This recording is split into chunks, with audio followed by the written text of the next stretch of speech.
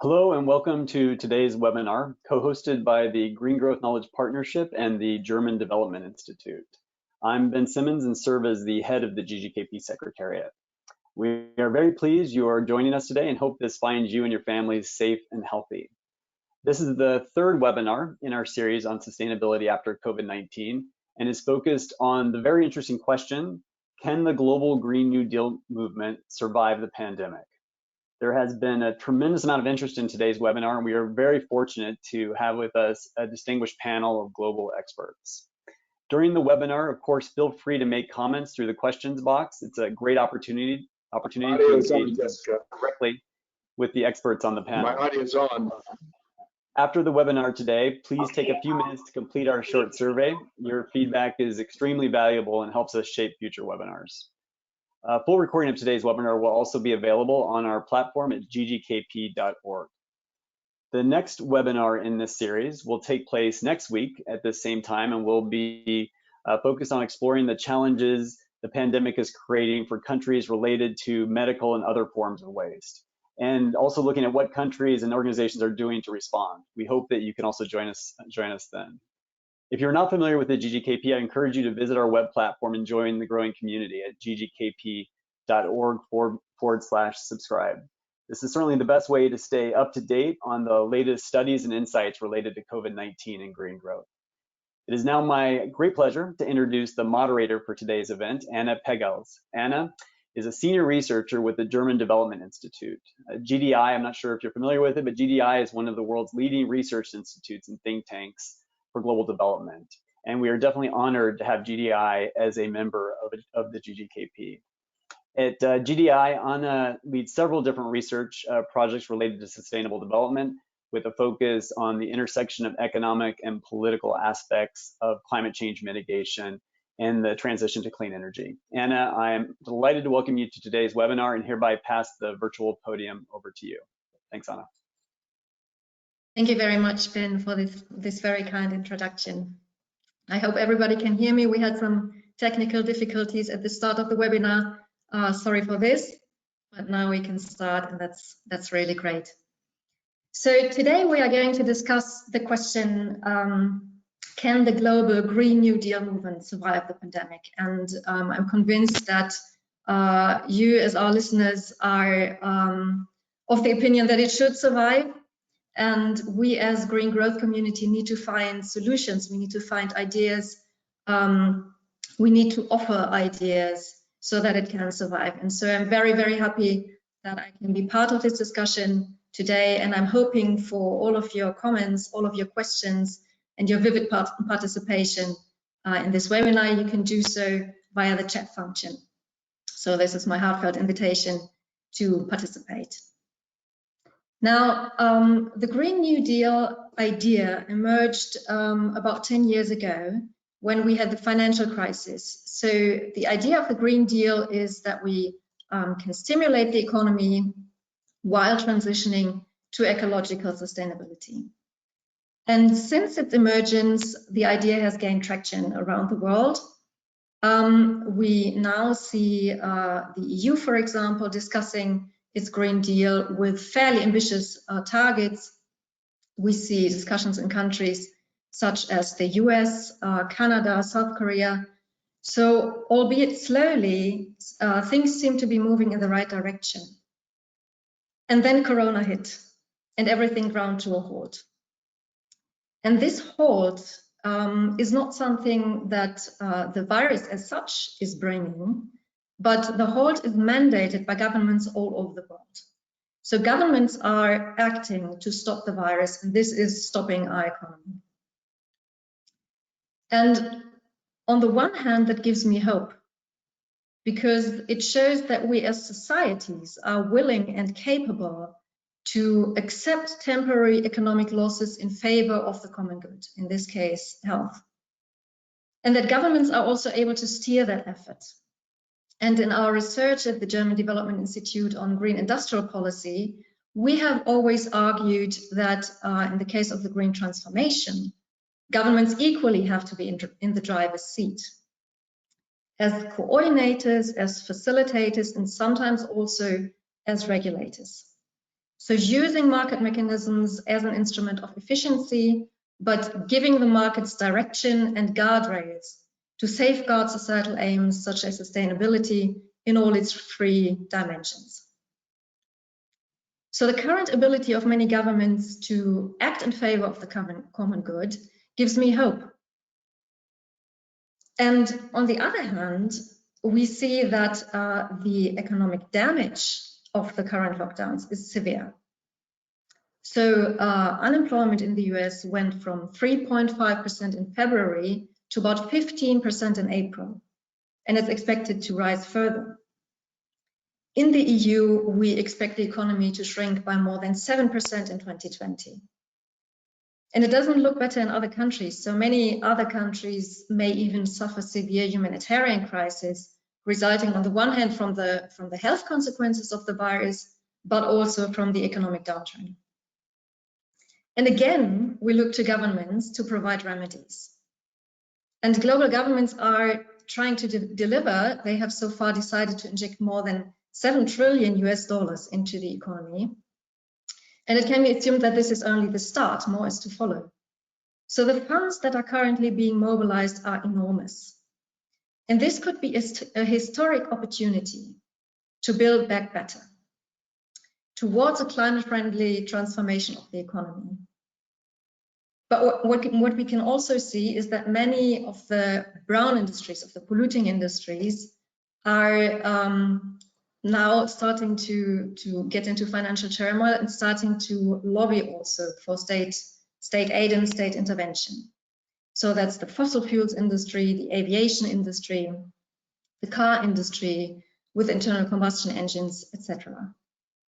And many people in these sectors are at risk of losing their jobs or have already lost their jobs. And so we see currently lobbying, bailouts being negotiated. And there are even some calls to entirely forget about the environment and put the economy first. So I think that currently we find ourselves really at a historic crossroads. And we as Green Growth community need to provide ideas, and we need to provide solutions for the reconciliation of economy and ecology. And we need to find solutions that are acceptable, not just, let's say, for us in the maybe sometimes green growth bubble, but to broader societies, to citizens, to businesses, and to governments. And so again, I would like to encourage you, our audience, to actively participate. And I would like to thank my colleagues, Clara and Tilman, for helping me to keep an eye on the chat function and to select some questions that I can then bring up with the panel. Now, our research at DIE shows that it is possible to create economic co-benefits while transitioning to environmental sustainability. For example, by investing in resource efficiency, in clean technology R&D, in green infrastructure. So, for example, in Germany, we currently have about 340,000 people employed in the renewable energy industry. And that is compared to about 30,000 people in the coal industry, so a factor of 10. But what we also see is that we very honestly need to discuss the trade-offs, that we need to address not just the winners, but also the losers of the transition. And in the light of movements such as the Yellow Vests in France, the AfD in Germany, we need to address the question how we can get our societies on board, how we can deal with sunset industries and their workforce, and how we can make sure that those who are still in poverty can rise out of poverty without following the polluting footsteps of industrialized countries. So in today's webinar, we're not aiming to solve all these questions, but we're aiming to make a contribution by addressing the questions, which are the trade-offs and which are the synergies, going a bit more into detail between financing economic recovery and transitioning towards sustainability. And going forward, which areas, sectors, or activities should we prioritize in a Green New Deal, given the economic crisis and given all the competing claims that we're facing? And then last but not least, we don't just want to look at industrialized countries where currently we see most of the green deals, But we also want to ask, what could a Green Deal look like in a developing country context? I'm very happy that I'm not alone in having to answer these questions. Apart from you, our audience, I have a wonderful panel of speakers with me. We have Edward Barbier, who is professor at the Department of Economics at Colorado State University in the US. Hi, Ed. We have Paul Ekins, who is director of the University College London's Institute for Sustainable Resources in the UK. Hello, Paul. We have Arunabha Ghosh, who is Chief Executive Officer at the Council on Energy, Environment and Water in India. Hi, Arunabha. We have Helen Mountford, who is Vice President of Climate and Economics at the World Resources Institute in the US. And we have Hans-Jörn Weddige, who is Group Coordinator of Energy, Climate and Environment Policies at ThyssenKrupp, a steel producer in Germany. So enough from me. I would like to hand over to the experts, and I hope that Ed, your microphone is on, because I would like to give the floor to you. Thank you. Thanks, Anna. Well, I think Anna's main point, which is that if we revive the current brown economy, we're going to make problems of climate change, biodiversity loss, and even poverty worse than ever before, is the reason why we need to think about the green recovery being a Green New Deal. And she mentioned as well the 2008-9 recession. During that time, I was asked by the UN Environment Program to put together their Global Green New Deal, which was the first Global Green New Deal. And I think there's some important lessons from that period of time that can be applied to the current pandemic. And particularly, there's three lessons that I'd like to share with you. The first is that if we're interested in a sustained green recovery, then we can't rely just on public spending alone, nor can we rely just on short-term fiscal stimulus. Instead, we need a long-term strategy that combines 5 to 10 years of sustained public spending with all sorts of pricing reforms to complement that spending. Second point I'd like to make is that what is needed for the major economies, the G20 economies, is different for what is needed for low and middle income countries. And I'd like to take a couple minutes to explain that. And then thirdly, given the fact that during this pandemic, there's been a huge amount of public spending deficits and debt increasing all the time due to the immediate needs of the public health and economic crisis. Countries are already going to face mounting debt and financial burdens. So any Green New Deal has got to be workable, but also affordable. It has to pay for itself. And there's a way to do that. So let me start with the G20 countries. I think for the G20 countries, a workable and affordable Green New Deal is essential.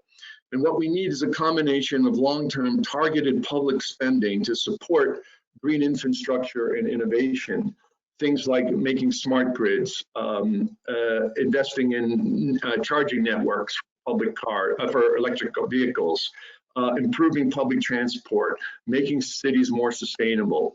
This needs to be the priority for public investment because they have chicken and egg or network effects that lead to more private innovation, more private investment, public spending to support that. So targeted public spending has got to be critically part of a G20 Green New Deal. In addition to that, there needs to be substantial change in the pricing incentives. And this is for two reasons. One is we need those type of market-based incentives to get the type of innovation investment we need to make the transition to a green economy. And in addition, carbon taxes, pollution taxes, and other charges can raise the necessary revenue that can fund the public spending that's required. So this combination of a 5 to 10 year public spending backed by pricing reforms and subsidy reform is essential for both the financial and economic aspects of the Green New Deal. And then finally, for developing countries, I think the priority there has got to be poverty reduction. Poverty is increasingly rural, so we need to focus on the rural areas of developing countries and also on combating land use change, which is not only symptomatic of mismanaged development, but is also a leading cause of climate change in developing countries. And then we also have to think about a workable and affordable Green New Deal.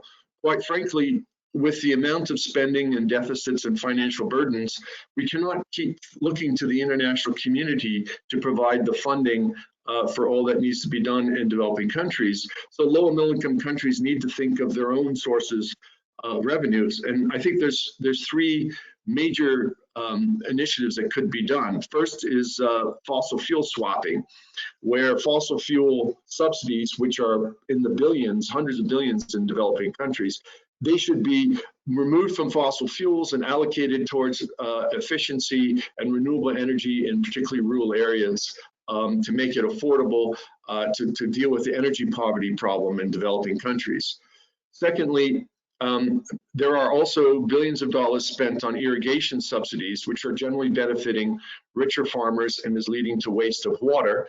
Meanwhile, we have chronic undershortage of sanitation and clean water, particularly at low scale levels for poor households. So we need to switch subsidies from irrigation in low and middle income countries to support the necessary network of infrastructure such as boreholes, sand filtering for clean water, community-based systems in developing countries. And then finally, we need to think of creative ways of taxing carbon in developing countries and switching it to natural climate solutions. So some colleagues and I have proposed what's called the tropical carbon tax, which is actually being employed right now in Costa Rica and Colombia. And this is a tax on fossil fuels where some of the revenues goes towards supporting ecosystem restoration, forest protection, and combating degradation of land use. And these type of solutions are also pro-poor because generally it's the small rural communities that can benefit from them. So there's some ideas for a Green New Deal. It is necessary and it's essential, and it's not the same thing as stimulus.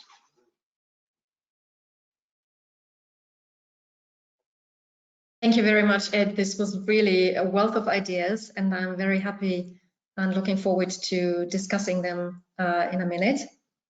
Before that, I would like to hand over to Paul for your statement. Yes, hello everyone. Here I am. And Ed and I have known each other a very, very long time and worked together a lot, and won't surprise anyone. I'm not going to contradict anything that he's saying. But I want to address more directly the question, really, can the global Green New Deal movement survive? There's a very interesting comment in the chat box as to whether there is such a thing as the global Green New Deal movement and where can I find it if it exists. Well, it perhaps is a small and fairly uninfluential movement at the moment, but it has big ambitions, and of course there's a lot of political rhetoric in favor of it.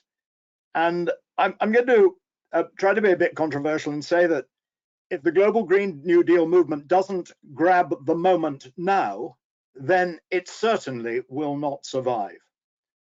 Because this pandemic is absolutely horrible and it's killed an awful lot of people. But it has freed up resources in the most terrible way, and no one would have wished that that would have happened. But I think any of us who've worked for a long time on these issues of decarbonization and trying also to take into account the crisis for nature that Ed referred to, will know that there are two absolute essential elements involved in anything resembling the Paris targets. One is a rate of decarbonization, which we have never seen, a level of ambition of 7 to 8% reduction in carbon emissions annually, and we've never been anywhere near that. And another is, in order to bring that about, this enormous shift of resources from the high carbon trajectory that invest in fossil fuels and high carbon activities all over the world to exactly the opposite, to low carbon and zero carbon energy sources, low carbon transport systems, low carbon heating systems, low carbon industrial processes. And the one thing that was perfectly clear before the pandemic is that we were not moving in anything like that direction fast enough to get anywhere near the 1.52 degrees of the Paris target. And we knew that we would need enormous investment on a scale of the trillions in each year, 1, 2 trillion sort of numbers that one sees. And it wasn't at all clear where that investment was going to come from. We could see that the money was there, but it was going into other directions and into other places, where largely it was still on the high carbon trajectory. And although we have seen a growth in green investment of all kinds, and we know the numbers of IRENA, the Renewable Energy Agency, that renewable investment now in electricity exceeds high carbon investment. That's a very different thing to actually shifting from the high carbon investment and closing down the high carbon power stations and building enough low carbon electricity in order to substitute for that. So what COVID has done is given us an enormous shock, a terrible shock, a tragic shock, and has caused a huge amount of old activity to shut down, and has given us the wherewithal in order to invest in a different direction and go off in a low carbon direction, and to use the resources that have been freed up, the unemployment and the industrial capacity, to retool and do what we should have been prepared to do before COVID, but which it was quite clear we were not prepared to do. There may also be some behavioral changes where we've seen that when we really value something, we are prepared to make changes in our lives that none of us thought were remotely conceivable. We've only got to have a look and see what's happened to the aviation industry to see the scale of these changes. And some of those, in fact, a lot of those need to stick as we come out of the COVID pandemic. So I think I'm just going to close there. Ed mentioned a lot of the things that we'll need to see this investment, the low carbon electricity systems, because they're going to have to do a lot of the heavy lifting on heating and transport in northern climes or in high latitudes, low latitudes, and obviously in cooling systems as well. A completely different kind of agriculture, which starts to store billions of tons of carbon instead of releasing it into the atmosphere. The latest modeling we were looking at today on the 1.5 degrees target was requiring something like 9 billion tons of CO2 to be sequestered in carbon capture and storage, to be made by bioenergy and sequestered in carbon capture and storage every year. These are truly gargantuan changes, which the kind of baby steps that we were taking before the pandemic was simply nowhere near up to the challenge that we were facing. It's possible that we could grow out of this pandemic in a way that will take us onto a low carbon trajectory in a manner that was frankly inconceivable beforehand. And I very much hope in this seminar we can explore some of the routes that would enable us to do that. So thank you very much. Thank you very much, Paul, for reminding us that we might have been shocked into action. I would now like to hand over to Arunabha.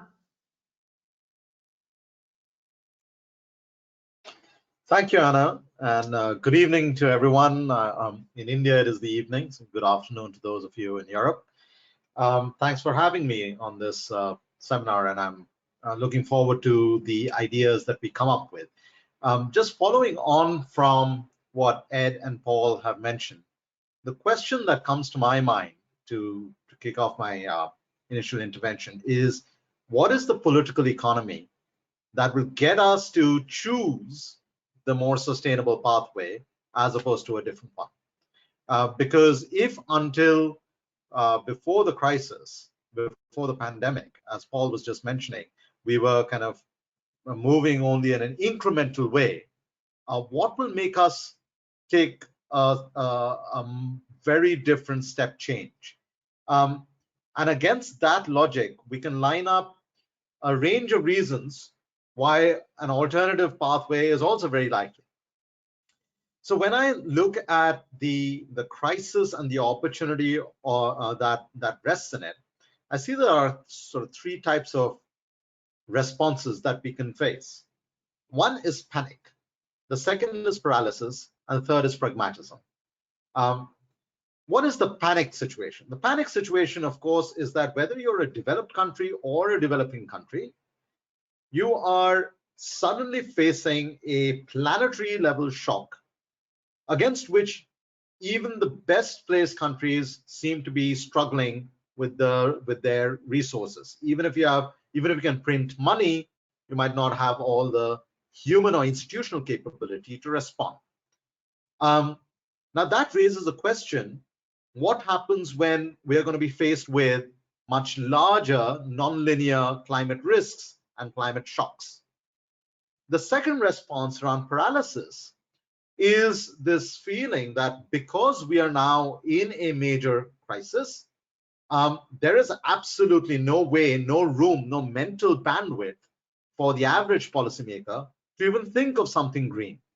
And they can list the potential recession that we're all entering. They can list the limited fiscal resources that many governments, especially in developing countries, might have.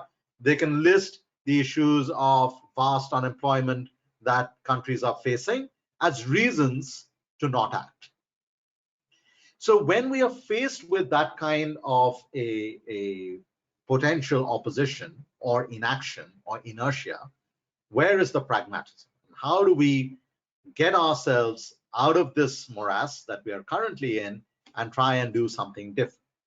And I would propose, at least for developing countries, but I would propose that this perhaps applies also to developed countries, that we need a new social contract that would rest on two pillars.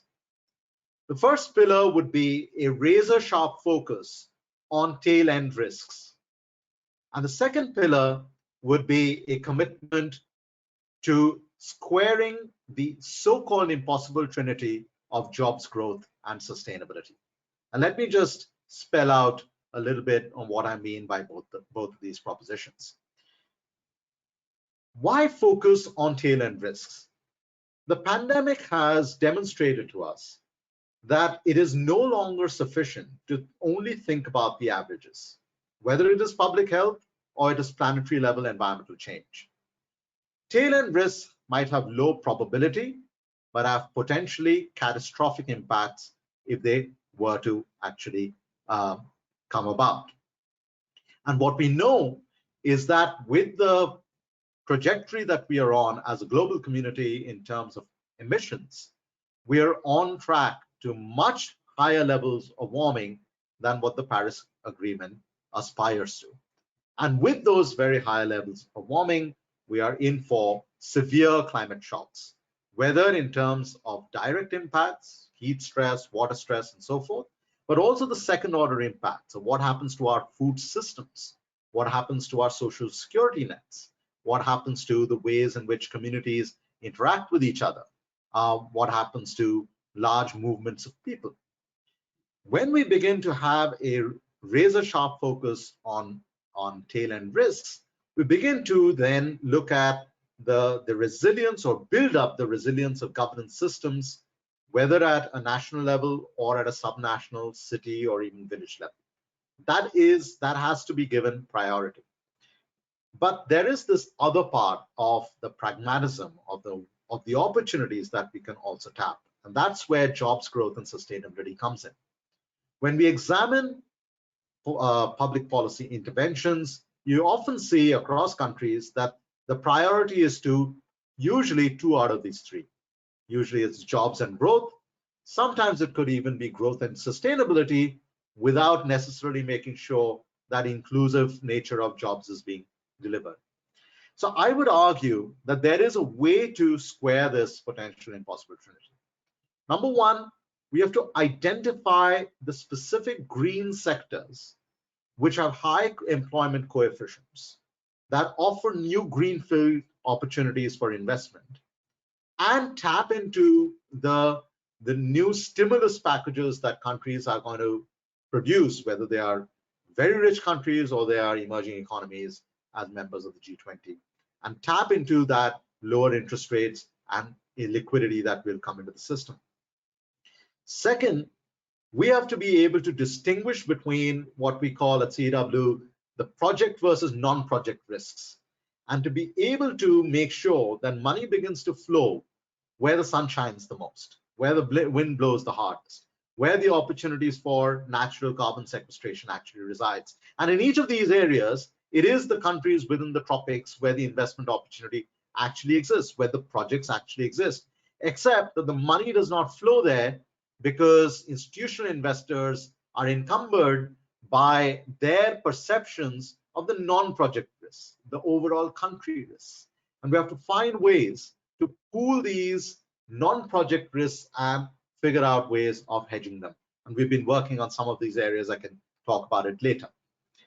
The third is to use the fiscal stimulus that is going to come from governments to try and drive entrepreneurial green activities. And I think the points that Ed was making earlier, it's the rural economy where a lot of the poor reside. And guess what? At least in India, a lot of the urban poor are now going back to their villages because the activities in the urban areas are shut down. Even if 10% of those migrant labor decide to stay back in the rural economy and not come back into the cities when we open up our economy, we're talking about 10, 20, 30, maybe 40 million additional people looking for activities, income generating activities in rural areas. That's where, again, the confluence of energy efficiency, distributed energy, and the productive side of the economy comes in.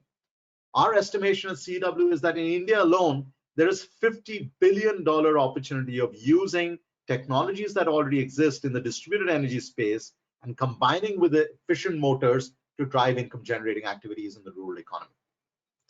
Fourth, leverage the low oil prices to try and drive major fossil fuel subsidy reform. This is what India did when oil prices collapsed in 2014. And on the back of that, we were able to resolve some of the inequalities associated with cooking fuel subsidies and so forth. But there is still a lot more to be done. There are billions of dollars, hundreds of billions of dollars of subsidies that go to fossil fuels compared to greener or cleaner technologies. This is the opportunity to find fiscal room to correct for those. So if we begin to use these two pillars of a razor sharp focus on tail end risks, and also tap into the opportunities that will arise if we decided to devote public policy interventions on squaring the impossible trinity of jobs, growth, and sustainability, I think then we'll find the ways, the pragmatism in coming out of the crisis that we find ourselves in. If we don't do that, then we'll either be stuck with panic or paralysis. Thank you very much, Arunabha. There's a lot of activity in our chat, and I'm very, very happy that this is the case. So after the statements, we will really dig into the discussion. I would now like to ask Helen. Helen, are you online? Are you with us? I am, Anna. Apologies, I've had great difficulty connecting today, but I'm with you now. Thanks. Excellent, excellent. So the floor is yours, Helen. Thanks very much, and I do apologize. I was very delayed in connecting and may well have missed, I've missed quite a bit of the first statement. So I apologize if I actually repeat anything my fellow panelists have spoken. It's a great pleasure to be with you here today. And I think what I was hearing in some of in Arunabha's intervention and what Paul was saying, I do think today countries around the world, development institutions, we face a big choice. We're expecting that governments are going to disperse a truly unprecedented $10 to $20 trillion over the coming months to address and then recover from the COVID-19 crisis. We have not seen anything like this before in terms of such a major investment in recovery and in growth. So this is a moment when we can make a choice. We can either use that to lock in the old economy, the polluting, congested, inefficient, fossil fuel-based economy, or we can use it to actually leap forward to something different and very new. And we think there is that opportunity, and we're starting to see some responses which are beginning to seize that. Of course, the first wave of government responses right now is very much focused on emergency measures to stop the spread of the disease and to boost medical care and support for those hit by job and income losses. This is absolutely essential. It's hitting our communities, our people so hard, and those who are most vulnerable are the ones who are already suffering. So it's exacerbating existing inequalities. But hot on the heels of that initial response, we're actually seeing most countries are starting to look at how do they reboot the economy, how do they reflate the economy and come out of this in a way which can help us to build back better, rather than just returning to that old economy. So this is a moment when we can actually really take time to reset the world economy, to lock in the better air quality we are all enjoying in cities, the reemergence of nature and wildlife in our cities, to set a new social contract, as Arunabha said, for a much more inclusive growth path going forward. And we can build the resilience of our economies and societies to future shocks, so that we can avoid such shocks and risks in the future from climate change, from pandemics, from diseases, from natural disasters. We have that opportunity now because of these massive investments and some of the policies, monetary and other policies that are being implemented, which can actually help to shift us towards this greener, inclusive approach, or can lock in the old, unequal and very much polluting economies. So the good news that we've seen, and in terms of addressing some of those political economy challenges that were raised just a moment ago, is that there are some strong synergies between where we can actually have low carbon and resilient investments, which can also deliver both the jobs and growth spurt we need in the short term, and also that longer term sustainability. So I've got a couple of examples to mention here, some of which draw on what we saw in the 2008-2009 great financial recession. That is a very different recession. It's very different from the economic situation we're in today, but there are some lessons from that that we can draw on for today as well. So back in 2008-2009, South Korea was the country that actually invested the most in green stimulus, about 69% of its total stimulus. It was also very effective at getting money out the door, right? Being able to invest it quickly rather than delayed or never actually quite getting there. And it was also the country that actually bounced back the fastest, one of the fastest of all OECD countries. So a strong focus on green and a quick bounce back. We actually know that economics are even better today. Renewable energy, battery storage, restoration activities, we know more about how to do them. The costs have been coming down. They're an even better bet in terms of an investment than they were back then. But already then, things were looking quite good in terms of South Korea. We also have the US. The US was an interesting example. They were, the US states were given funds for various transport related stimulus activities. And those that invested those funds in public transit projects, public transit, walkways, bikeways, created 70% more jobs than those states that invested the same amount in highways.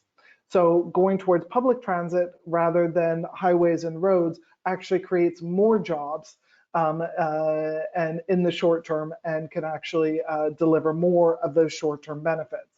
Sadly, all of this evidence came after the fact, and at the time in the US, states only spent about $0.6 billion on public transport projects compared with over $24 billion on roads.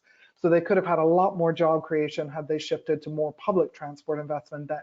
We know that now, we can do that now. More recently, a study has found that spending a $1 million increase on renewable energy, on energy efficiency, or on mass transit in the US would actually create more than twice as many jobs as a $1 million increase in spending on fossil fuels. So again, you get more jobs created out of the clean energy rather than from fossil fuel spending. And similarly, we've seen good results in terms of restoration of degraded lands in rural areas, it can really lead to jobs in those regions where we're going to need them so desperately. Enhance jobs, enhance income. So there are some opportunities.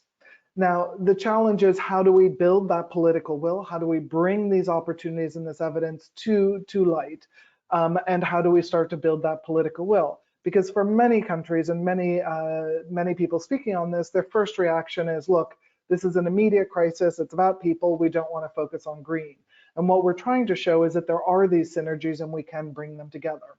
We are seeing some countries that are starting to do so and to really build in a strong economic recovery that puts people at the center and also brings in a green sustainability over the longer term.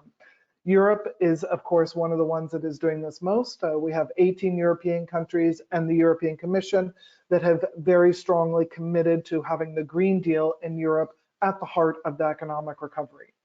Chile, similarly, recently increased its climate targets for 2030. It upped its climate ambition. And they said they would do this in the context of integrating it directly into their economic recovery efforts and their work to actually address inequalities in Chile. So very much bringing that economic, social, and climate perspective together. Korea, Japan are looking at it.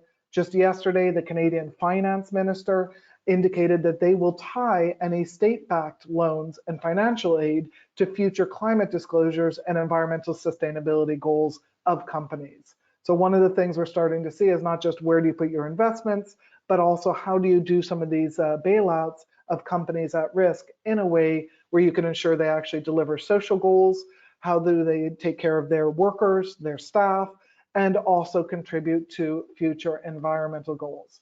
As Frans Timmermans of the EC has said, for companies that are being bailed out, governments can ask them and should ask them now, what are you going to do for society in return, for workers and for the environment? There's a lot of evidence that's starting to build. A fantastic paper last week from Oxford Smith School, which identified a number of different activities that can actually lead to high economic multiplier effects and also climate benefits. They interviewed 231 central bank officials, finance ministry officials, and G20 economic experts, and basically said we should focus now for both economic and social benefits and for climate benefits. We should focus on clean physical infrastructure investment first. Second, building efficiency, renovating and retrofits for existing buildings. Third, investment in education and training, absolutely essential as we're looking at how to ensure a just transition of workers, particularly those in the fossil fuel sector, towards more clean new alternatives. Fourth, investing in natural capital for ecosystem resilience and for regeneration. And fifth, investing in clean research and development spending. So 5 areas that they found which really actually do both the economic and social aspects, deliver those in the short term, those benefits, jobs, economic growth, and also over the longer term, that sustainability that we need so desperately to avoid future risks. So let me stop there, just a few opening remarks on some of the areas that we've seen, some of the lessons we've learned, and some of the opportunities for enhancing a green, sustainable, and inclusive recovery. Thank you. Thank you very much, Helen. Hans-Jörn, Helen just said that companies can and should be asked to do that part, and you as a representative of ThyssenKrupp now have the possibility to reply. Yeah, thank you very much, and good afternoon, good evening, whatever the time is. Let me perhaps, before I come to your bipolar question, reflect a little bit on what are the good things about this COVID-19 pandemic we have been seeing. One of the good things is it has really shown us how interconnected our world is today, both in bad and good. The virus has spread incredibly fast, but we also certainly see that we have a global response. We are acutely aware of global supply chains. We are at the same time acutely aware of the global willingness to support and help each other, at least for most countries. Another important thing, and that might be a little bit to be discussed later, is it has told us a little bit better what sustainability really means. Most importantly, and for me, certainly extremely important is sustainability doesn't equate climate, doesn't equate green, but is much more than that. And certainly, I hope we finally have seen that developments are not linear, but have a lot of different forms, one of them exponential. And exponential is what we will definitely come back to when we look at climate a little bit more. The other thing it has shown us, it's not really possible to differentiate between the one or the other. It is always much more in the shades in between. We seem to be having a situation, okay, we have a crisis now, we have a recovery later. Actually, we are seeing at least three different phases. We have an immediate emergency response in the very beginning. We have something like stabilize and cure, so recovery, and then we have the question of how do we actually regrow, regain strength. And for all of them, we certainly see very different things. The question now is, as we have lost apparently, and I would debate that actually, such a lot of strength recently due to the economic things of the crisis, are we not able to afford a sustainable future anymore, but have to go for economic recovery? If we were to ask the question that way, we have not understood what sustainability really is, which is not just environment, but it's environment, economic, and social aspects all together. So for me, we wouldn't be having an economic recovery that's not sustainable. We might be having something like a life machine for the economy that keeps us alive a little bit longer if we were to have it non-sustainable, but it will not actually make us survive. And that I think is very important, because it's not an either-or question. The only question is how can we do that, and how can we actually make sure our strength is there for all the way. Let me come back to business. What is business doing? Business is normally just answering to a demand. And that certainly is what we are seeing as an important driver. And if I refer back to the three phases I mentioned, we certainly see the economic crisis as a demand crisis. At the moment, very acutely, nobody's going to buy anything because half of us are locked down and half of us want to buy things we can't deliver because the supply chains have stopped as the borders have closed. We will be certainly having the situation that we will get that demand back.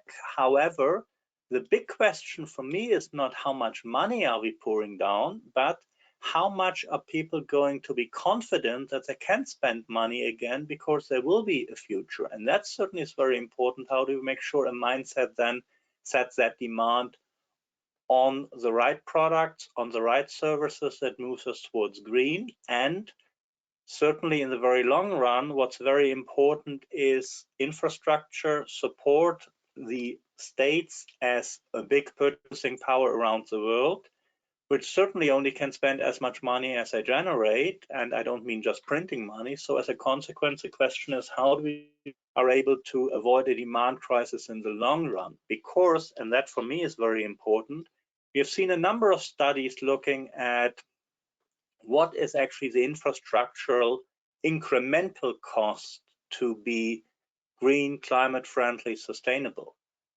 The absolute incremental cost is staggering. The relative one is very low. It's somewhere between 5 and 10%. And this, I think, is very important that we don't leave that out of sight and that we are able to really say, yes, we are investing in these things because on the long run, they are important. They're also needed. And the last time the two of us sat on a panel together was when I just had discussed with you our SBTi targets and the aim of ThyssenKrupp to be climate neutral by 2050, including scope 3, meaning all the emissions due to our products. That was, if you may say, in the good times before the crisis. So what has changed internally? Nothing. We are still planning to transform our steel production into a hydrogen-based one, because we believe it's the only way forward. However, at the same time, we strongly believe it will not happen overnight. And therefore, I would very much warn against this brown and green discussion, because the steel industry is very often seen as a brown industry because it's using coal. We could cynically say we moved from green to brown about 200 years ago when we stopped using charcoal. It's a good idea we stopped using charcoal because basically we just cut down all the woods needed for charcoal And yes, coal was a better option. We are now looking for a more climate-friendly option, hydrogen. So we want to basically be certainly sustainable, because our plan is not to only look back on a 210-year history as a company, but certainly to make sure we add a few decades to that. And this, I think, is very important, because in the very short run, it's very difficult to green things. Take the car industry, Anna, you mentioned, as important for the German economy. We cannot make sure that the people who are currently on the brink of unemployment produce green cars by the end of July. So for the very short period, nothing will happen. The big question is are things happening in the long run? And this is where I would like very much to come back to this exponential function. We have seen the exponential growth of the coronavirus. We're also seeing, certainly not at such a staggering pace, that we have a climate growth, and that's also exponential, because in the beginning it's very small. You need certain infrastructure, you are waiting for a certain ecosystem, and so on and so forth. But what we are really seeing is this growth is happening, and this growth, if you might say, is not impacted by COVID-19, it's tested by it. And to some extent, it's like a magnifying glass. And we see, yes, it's the only way forward if we want to remain in business. So we see it's actually a proof point, yes, we are on course. However, it doesn't mean that we can just concentrate on the climate and the green issue, but we really have to take account much more acutely than before, even in the developed world, of not just economic things, but also social things. And this is where I see the big chance that we're actually bringing all of these together again, and also make it very clear that green is not the last thing you afford if you can have everything else, but this is actually altogether going to be the foundation of our future. And therefore, the transitioning we are doing, we can only do that if we have an economic recovery that is really aiming to the right things, because otherwise it's not a recovery, but a fruitless attempt to just keep a life machine going. Thank you very much, Hans-Jörn. I would like to continue by picking up some of the questions that we received in the chat. Many of the participants commented on the decision of the Canadian government, which yesterday announced that large companies requesting financial investments meet certain conditions. So, for example, disclose their financial behavior, and other requirements are on executive pay and on share buybacks. And so the question is, in how far can governments in this situation of emergency of many companies impose these restrictions, and in how far must they impose these restrictions? And I could imagine that Hans-Jörn, you would like to say something on that, but maybe also Helen and the others. So if you would like to contribute, dear speakers, please raise your hand and I will give you the word. Hans-Jörn.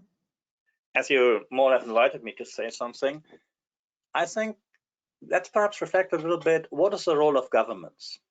Governments are not necessarily an independent entities somewhere, but if governments function well, they basically take care after society.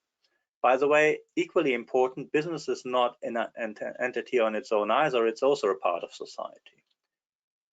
We had a situation in Germany that people said, okay, in the Corona crisis or COVID-19 crisis, you might be exempt from paying rents to your premises because you might not have income. That was certainly meant at a lot of small corner shops. Some of the biggest European merchandising chains used that. And the response of the public was an outcry. And I think that's what I meant by let's be more sustainable again, and let's not forget also the social aspects. And I think what the Canadian government has done is most probably just picking up on the feeling of the Canadian population, the Canadian society, and said, okay, this is how it should be going. And we see the same thing all around. You can certainly defend, yes, but if you don't pay your executives that high amount of money, they will go somewhere else, and so on and so forth. But at the end of the day, maybe it's not the people you really want, because what we found in this crisis extremely important is it makes you stick together. And if you're in there just for the money, you will not survive in business, but especially you will not survive in a sustainable business, leave alone in one that leads us to a greenhouse gas neutral trajectory anytime soon. Thank you. In your current negotiations with the German government for state aid, are you also negotiating these kinds of requirements that would maybe even be a bit stricter and more concrete than the plans that you have already? We have just announced that we have actually asked for a very big loan. Reason being is as some of you might know, ThyssenKrupp is not just a steel company. We are known for many more things. The one you normally will have used most in your life is our escalators, elevators, boarding bridges, whatever else. So that's a business we have been actually selling off because we have been in financial difficulties for a longer time. And now the problem is the money will only come later in the year while we have an enormous crisis now. So we have asked for a 1 billion euro bridge loan, so to speak, just in case, because nobody knows these days how quickly these things are. And they are certainly, I mean, in Germany, these things are related. We have also asked certainly for state support for our workers that are put out of jobs temporarily, short-time working and so on. And that's also related to things like you must not do layoffs and so on and so forth, because otherwise the taxpayer will quite rightfully not see why her or his money should be spent on these things. So it's not something you negotiate, at least not in the situation we are in. It's something you basically take for granted, and you might be a little bit surprised if it's not happening. But then again, this will be what we discuss, I assume, when we come to the global part of this discussion a little bit more. Thank you very much, Hans-Jörn. I saw Paul's hand and Helen's hand. Paul, you have the floor. Well, thank you very much.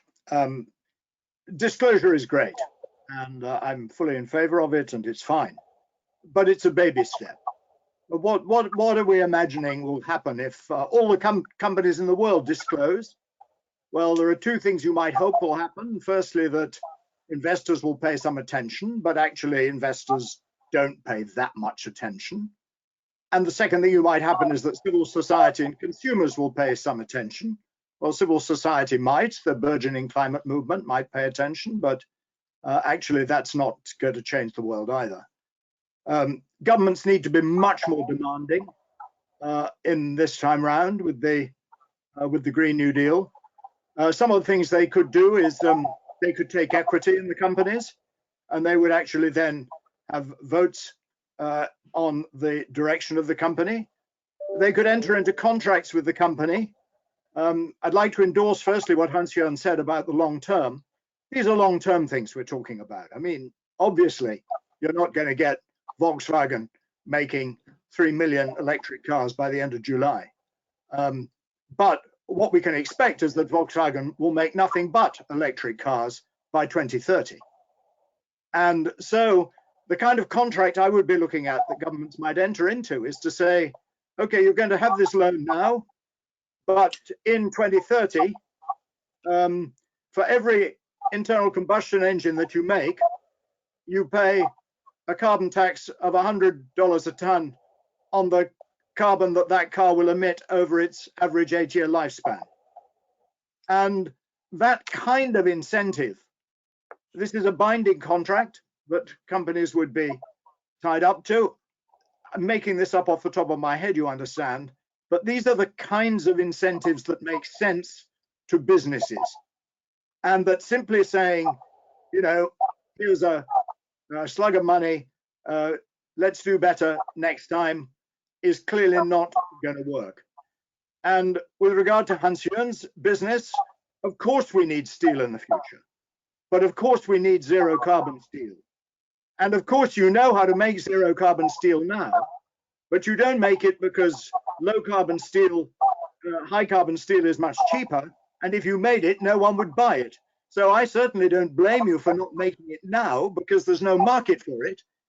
But governments could make a market for it, and governments could tie you in to those sorts of contracts which would ensure that you put your colossal engineering and technical expertise behind developing these technologies that we're going to need.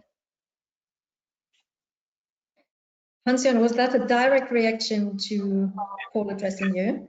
It was. In principle, I agree. However, I would warn a little bit to just shoulder it upon governments and then sit back and watch what happens. Because I said the driving force in business is demand. And yes, governments can direct demand to some extent, but at the end of the day, it's very important that we have a demand that comes from the middle of society. We can make a contract, yes, with the German government that they finance us producing green steel, and Volkswagen buys that green steel, puts it in an electric car and builds nothing but electric cars by 2030. The system only works if at the end of the day somebody buys that car.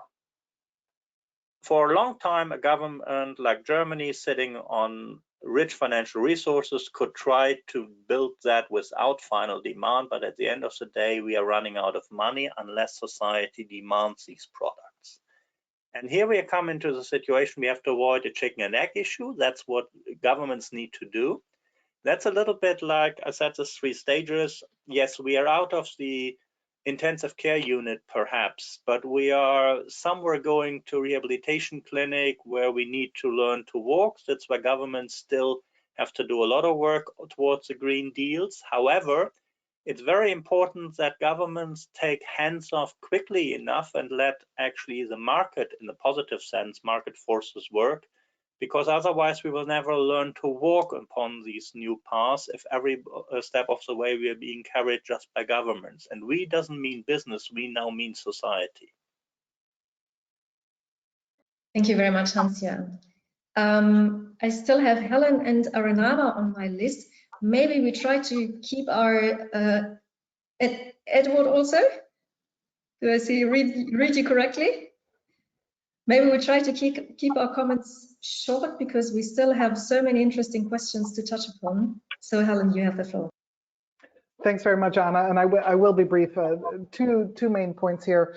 I think Paul covered a lot of the kinds of incentives that governments are starting to think about and could put in place. This is a moment where if there's going to be a major bailout of a company, we should, as a society, be able to say, okay, great, how are you going to help achieve society's goals? Ensuring that that bailout actually helps support the workers rather than just going into the pockets of the CEOs or the shareholders, but also achieving some of our societal goals. And I think one thing to bear in mind, for example, is we don't want to try and boost our economy coming out of one global health crisis by actually exacerbating others. Right now, we have over 4 million people each year that die from air pollution, right? From fossil fuel burning and cars and energy. How do we actually ensure we're shifting away from that rather than continuing to exacerbate that? And it is a process, it's a period of time, it's not immediate, but we have this opportunity so we can actually put in place the conditions that can actually help to move that way. And I think the example of Air France and what's happened with the French government in terms of ensuring the bailout, but conditioning this on setting clear climate targets for 2030 that are more ambitious, using more biofuels in Air France, and that is going to actually help boost demand there. There's some questions about that and how clean those are. It's important to move towards other options as well. But one of the things they've done, which I think is really exciting also in terms of demand and supply, is they've actually said they don't want Air France flying anymore within France on routes where there are good trains, where the trains can actually get there pretty much just as quickly, if not quicker. We should be shifting to trains rather than actually relying on short haul flights. And so this is an opportunity where they can actually put some of those conditions in place and help shift demand.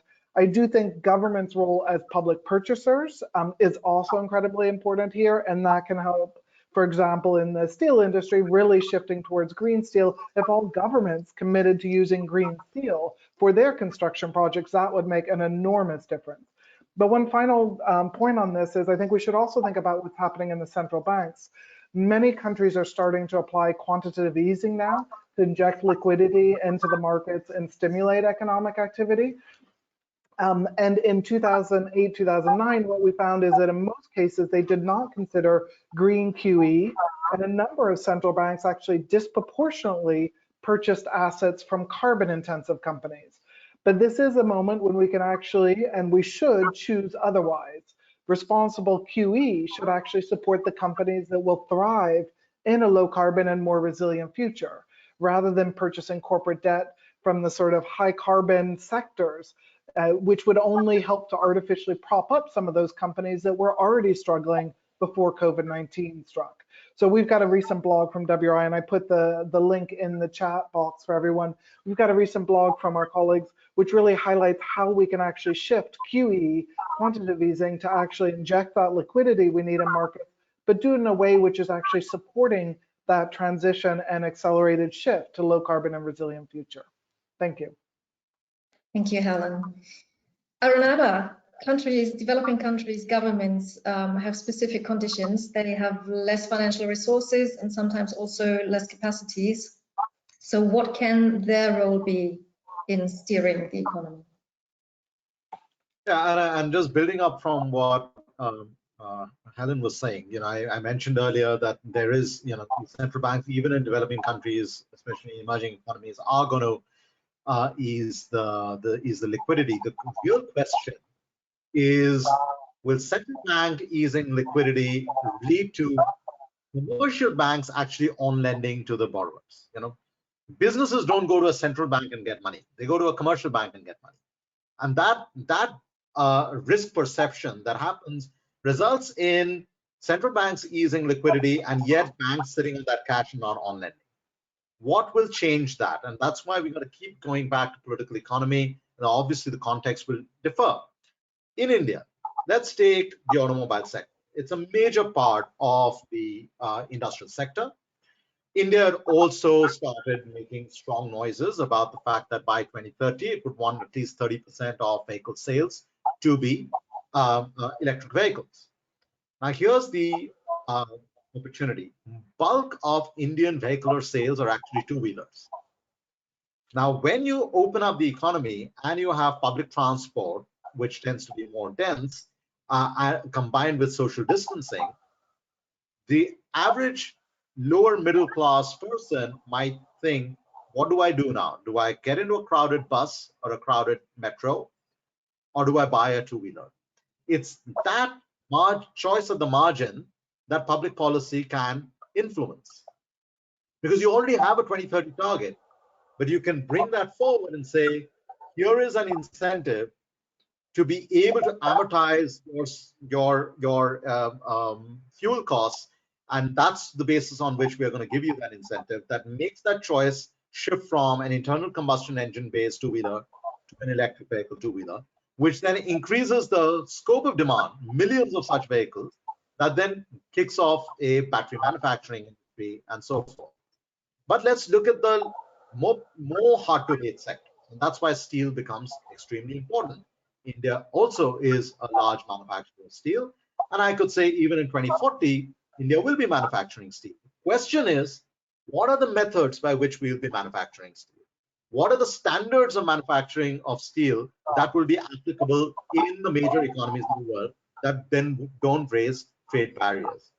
An Indian company's steel plant today in Netherlands has half the carbon footprint that its steel plant has in India. That means at the margin, again, you can make choices for the technologies that you use. And we know that at a commercial scale, you can now begin to think about renewables-based hydrogen. And you know at a commercial scale, you can begin to think about hydrogen-based steel production.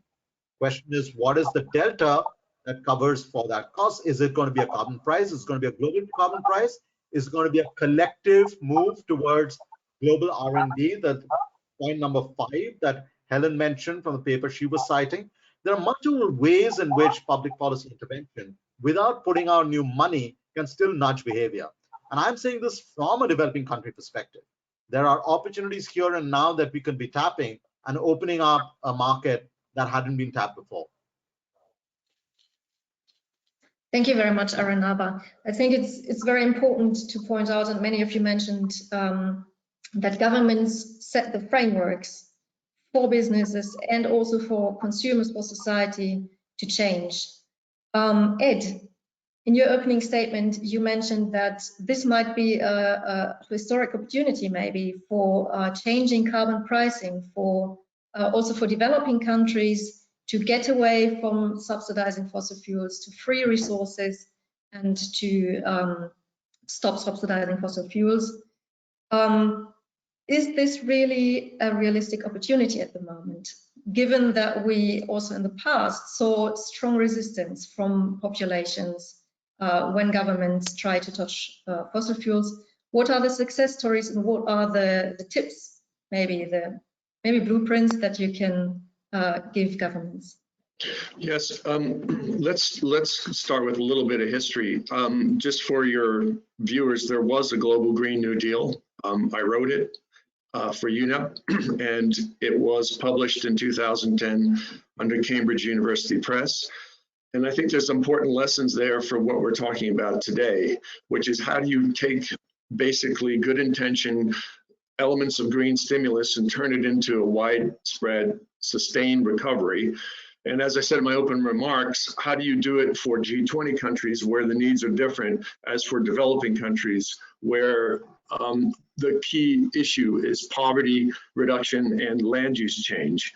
And so, and then now we have the extra element, as I said in my opening remarks, of affordability.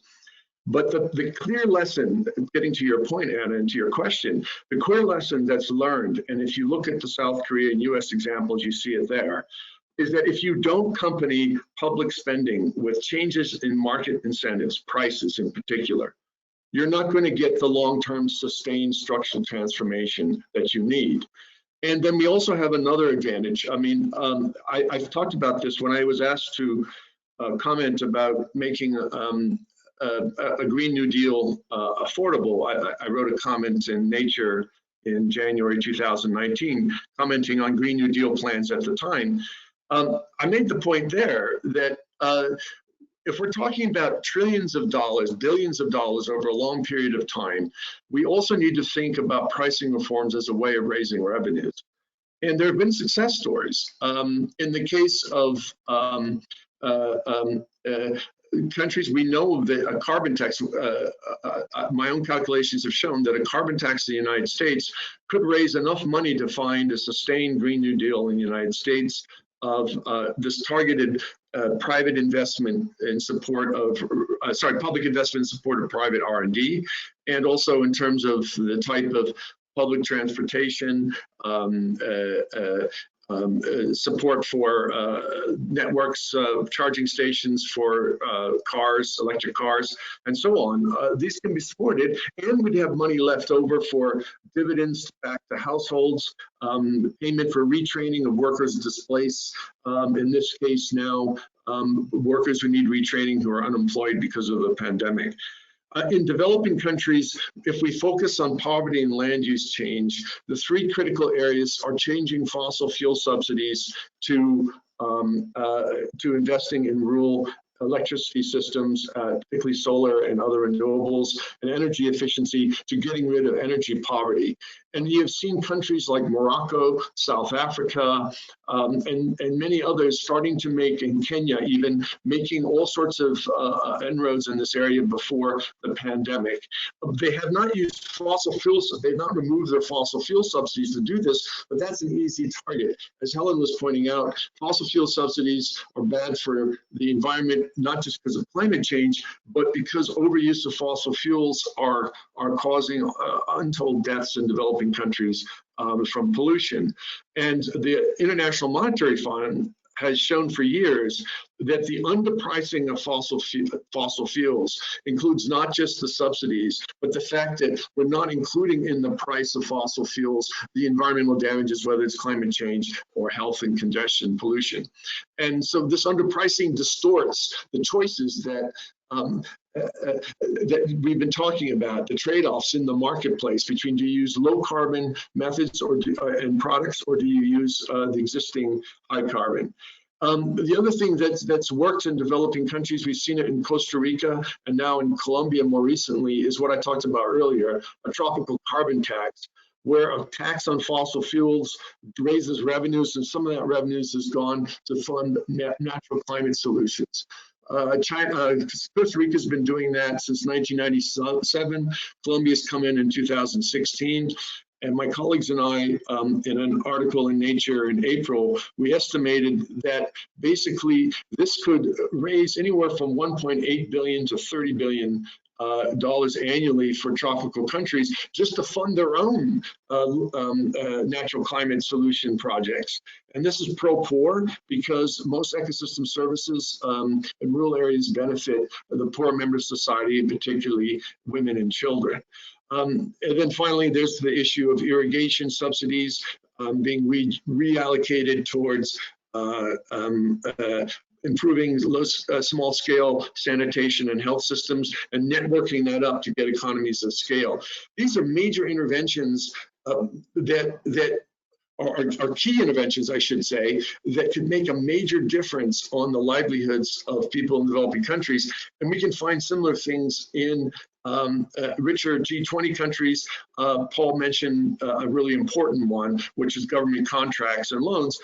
Again, going back to 2008, 2009 recession, a great lesson there was the deal between the Obama administration and U.S. automakers, which got the automakers to bring in all sorts of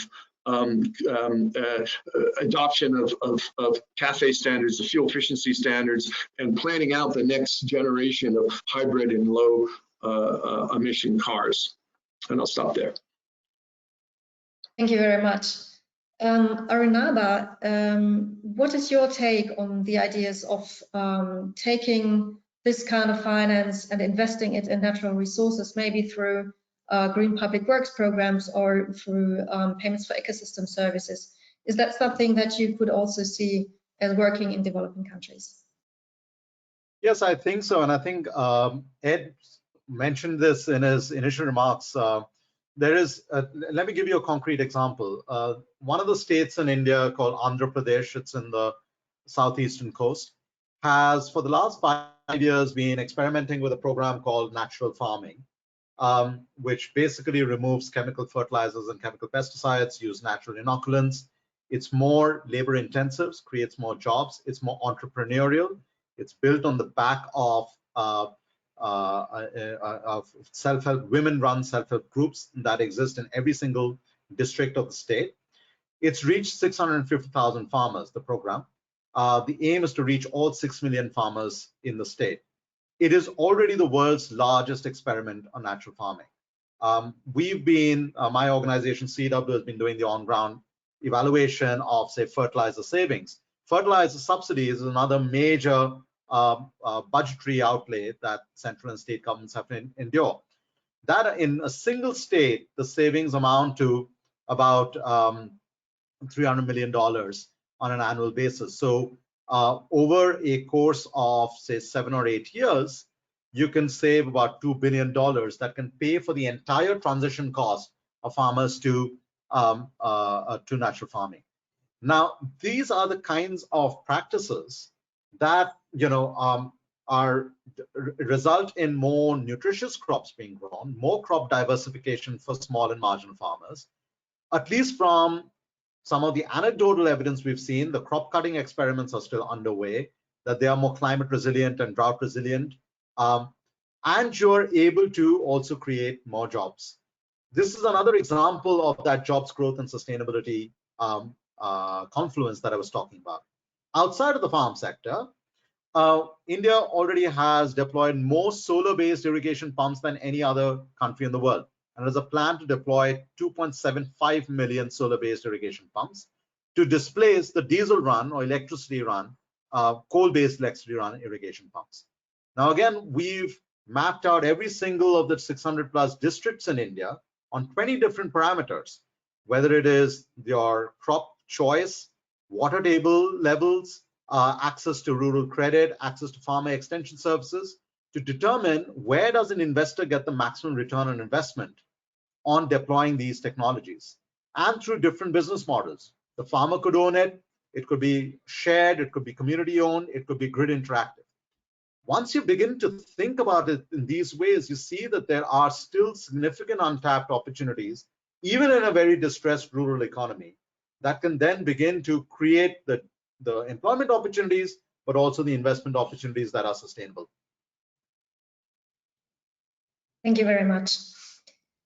There's one question, or one type of question, that has kept popping up in the chat, and that is on contribution of society, the contribution of all of us as consumers. Sustainable lifestyles, also the question of degrowth. Do we as a society have to live with, have to learn to live with the thought that maybe our economies are not going to grow from year to year? I would like to very briefly, because we only have 3 minutes left, hear from all of you. What kind of changes do you think will be so sustainable? So at the moment we're seeing changes such as people are using more webinars, for example, instead of meeting in person, less travels. People are consuming less, maybe temporarily, but maybe also in the longer term. So which kind of changes do you think will still be there in 2 years? What kind of world will we live in 2 years? Very briefly, starting with Paul. I would have welcomed a chance to hear what some of the others had to say on that, because that's pretty challenging. Well, in my nightmare, I think nothing's going to change. In my nightmare, we'll get back into our cars, we'll live the way we were living, we'll get back into our planes, we'll go on our stag weekends to Barcelona in the rich world, and in the developing and emerging economies, we'll seek to join those guys just as quickly as we possibly can. And we have to realize that's a perfectly realistic possibility. Then, of course, all the way down the line, there's a whole range of other options that we take seriously. Arunabha's first point about taking the risks of climate change seriously. One of the points I make to my lectures to my students is that if the airline industry exposed us to the same level of risk that we are currently taking with climate change, no one would get into a plane. And I've actually done a little bit of calculating of that. No one would climb into a plane if the airline industry had the same level of risk we had as climate change. Similarly, if we want the same level of risk as regards climate change as we currently insist on in the airline industry, oh boy, do we start decarbonizing fast. We start decarbonizing very fast indeed. We know how to do it. And I'm terribly encouraged when I look at people like Hans-Jörn, because I realize there's an enormous level of expertise, experience, innovation capacity. And the last thing I'll say on the subject of degrowth is I very much hope not, because we need levels of investment such as we have never seen before in low carbon options. And a degrowing economy is not going to provide those levels of investment under any circumstances at all. So if you wish for degrowth, then we definitely are not going to get to decarbonization. Thanks. Thank you very much, Paul. Arunabha. Again, I agree with Paul. This is a very tough question to answer, and there's no crystal ball for us to comment on human behavioral change. But I am a strong believer in the ability to nudge behavior through public policy interventions. And I'll draw on that. I mean, about 4 years ago, on the basis of some of the analysis we had done of the distortion in energy subsidies going to rich households, the government of India had put forward a nudge strategy called Give It Up, hashtag Give It Up. And it basically demanded or requested rich households to voluntarily give up their cooking fuel subsidy. And there were billboards around the country that were nudging people to do that. In the first year of that campaign, about 10 million households did that. Now that's a large number of people giving up. But here's the interesting factoid associated with it. Those who gave up were not the super rich. those who gave up were sort of in the 75th to 80th percentile or 85th percentile. So what that means is that, one is because perhaps the super rich is so busy consuming luxury items, not even thinking about the minuscule energy subsidy that's affecting their cooking fuel choices. But those who are making decisions at the margin, when you're presenting them with information, that this can then help someone below the 50th percentile get access to clean cooking fuel, which is going to reduce indoor air pollution and so forth, they do that. That's one example. I'm not saying it's replicable necessarily. I'm not even saying it's going to be successful, but I think we need to seriously consider nudge strategies to try and make those behavioral shifts happen, which still deliver the jobs and growth. Both Paul, as he ended, we need the growth, and what Hans-Jörn said, sustainability is not just the environmental, it's also economic and social. If the economy is not growing and jobs are not getting created, you'll have a social crisis on hand as well. So we cannot ignore these three dimensions. Thank you very much, Arunabha. Edward, your very brief glimpse into the crystal ball. As Paul has pointed out, we've known what to do, and I've been with many others writing about 30 years of my career talking about what needs to be done. But let's be clear, this is a major structural transformation that's never been done. Some time ago, I wrote, 2015, I published a book for Palgrave on nature and wealth, overcoming environmental scarcity and inequality. And I see them both as the same thing. We have built into our structure of our economies market systems, incentives, investment patterns, and innovation that basically has stopped us from transitioning from the fossil fuel age to the next a low carbon age or revolution. We can talk about fourth and third and fifth industrial revolutions, but we've never transitioned from the real industrial revolution into something that's different. We're on the verge of doing it, and everything we've seen is this structural imbalance, whether it's wealth inequality or underpricing the environment, and ecological and environmental ecological scarcity and environmental damage is all an outcome of our failure to deal with our institutions, our incentives, to release the type of innovation investments we need. And I think the way to do that has to come from both businesses, consumers, and governments. Consumers as both voters as well as buyers. Basically recognizing that we need as collective societies to make that transition. Until that happens, we're not going to see it done. And we're not going to see it done in a way that is going to have meaningful long-term change. And it has to start with changing the incentives. As an economist, and I join hundreds of generations of hundreds of years of economists who have argued that the most powerful signal we have are market forces.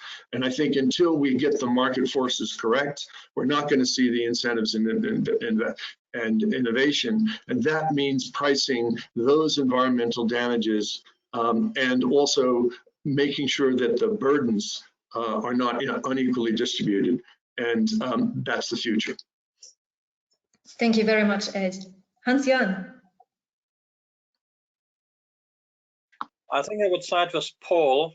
Not that much will change as far as we look at statistics. However, I hope we will not take it so much for granted as we have done before. I hope we will have really looked at this issue of the world, including globalization, regionalization, supply chains. I seriously hope we will not have barricaded ourselves in behind national borders, but really looked at the necessity to work together, to be resilient in a positive way.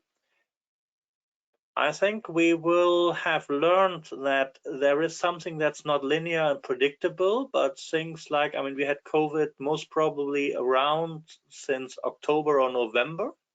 However, it only really hits this television screen that much in February. And then it's now exploded, and very few of us can remember the times it hasn't been there.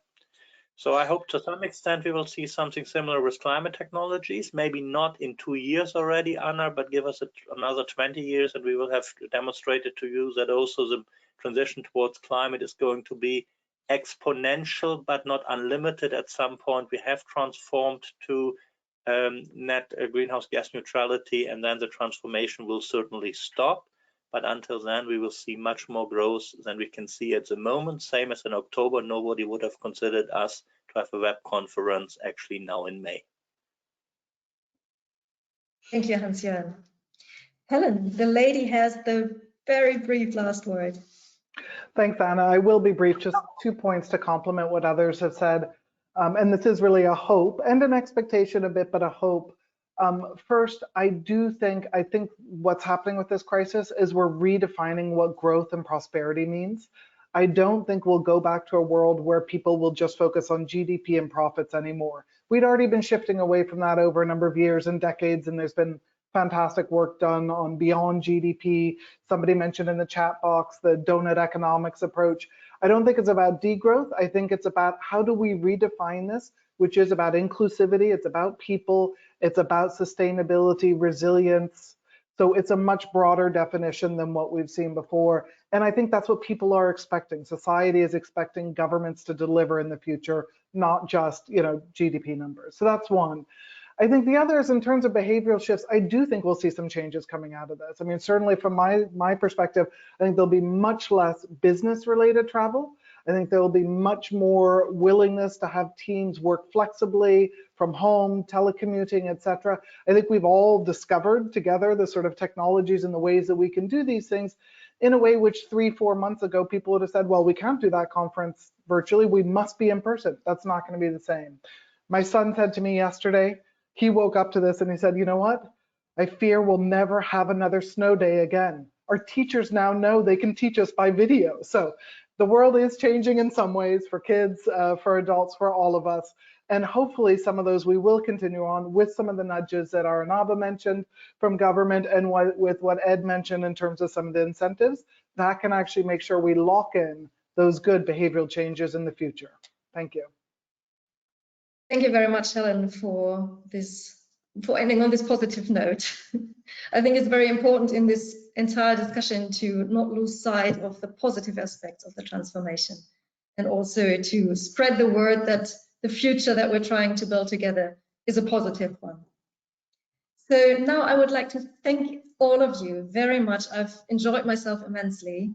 Thanks to all of the panelists. Also, thank you to all of the participants who've just listened in, but also who've contributed in the chat with your questions. I hope I could do some justice to all the many, many questions and comments. And I wish all of you a very good rest of your day. Thank you. Thank you.